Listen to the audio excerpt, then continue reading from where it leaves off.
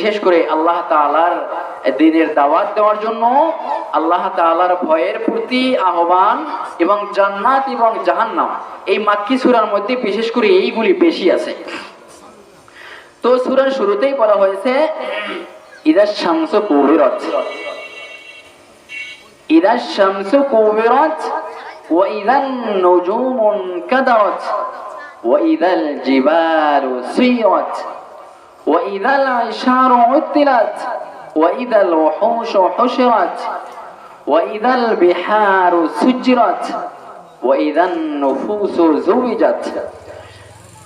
তো এই সূরার ব্যাপারে বলা হয়েছে, হযরত ওমর রাদিয়াল্লাহু তাআলা আনহু তিনি বলেন যে কোন ব্যক্তি যদি কিয়ামতকে নিজের স্বচক্ষে দেখতে চায় তাহলে যেন সূরা তাকবীর তেলাওয়াত করে। প্রিয় ভাইরা, কিয়ামতের প্রতি তো আমরা বিশ্বাস করেছি, ঈমান এনেছি, কিন্তু কিয়ামতটা আসলে কোন ধরনের, কোন হালে, কোন অবস্থাতে হবে সেই সম্পর্কে কোরআনের কিছু মেসেজ আপনাদেরকে দেব।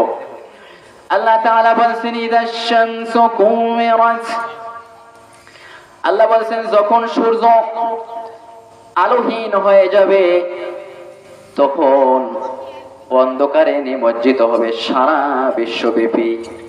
আর একটা মানুষ হিসাবে, একটা প্রাণীকুল হিসাবে একজন মানুষের কর্তব্য হলো তার ভালো লাগা, তার মন্দ লাগা, তার আনন্দ উৎসব সবকিছু আলোর মধ্যে নিমজ্জিত থাকে। আল্লাহ তাআলা সেদিন বলছেন ইদাশ শামসু কুবিরাত, যখন কিয়ামত সংঘটিত হবে তার আগে তোমরা যে সূর্য দেখো, চন্দ্র দেখো, তারকারাজি দেখো, রাত্রের বেলায় চাঁদ দেখো, দিনের বেলায় সূর্য দেখো, যখন কিয়ামত সংঘটিত হবে তখন কিন্তু আল্লাহ তাআলা সর্বপ্রথম তোমাদের থেকে আলোকে দূরীভূত করে দিবেন। প্রিয় ভাইরা, আলো থাকবে না।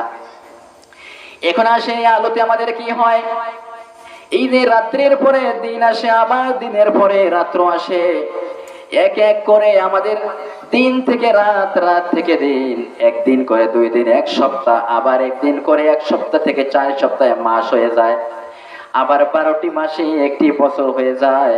এরকমের করে করে আমাদের থেকে আস্তে আস্তে এই মূল্যবান সময়টি অতিবাহিত হয়ে যায়। প্রিয় ভাইয়ারা, আর এই সূর্যের, এই যে সূর্য আমাদেরকে আলো দেয়, এই যে রাত্রির বেলায় এই যে চন্দ্র আমাদেরকে আলো দিয়ে থাকে। প্রিয় ভাইয়েরা, একটিবার যদি আমরা লক্ষ্য করি এই যে সূর্যের আলো আমাদের কতটা উপকৃত করে, সূর্যের আলো যদি না পাই আমাদের শরীরের তাপ পাই না, শরীরে তাপ পাওয়া যায় না, শরীর শক্তি যোগায় না। সূর্যের আলোতে আমরা কত নাকি করে থাকি, সৌরবিদ্যুৎ দিয়ে থাকি, অনেক আলো পেয়ে থাকি রাত্রের বেলায়। এরকম করে সর্বপ্রথম বলেছেন আল্লাহ পাক, যখন কিয়ামত সংঘটিত হবে মানুষের মধ্যে তখন সর্বপ্রথম হলো তোমাদের থেকে আলো দূরীভূত করে নেবেন আল্লাহ তাআলা, আলো থাকবে না। তারপর আল্লাহ পাক বলেছেন ওয়া ইদান নুজুমু কাদারাত ওয়া ইদাল জিবালু সুয়িরাত।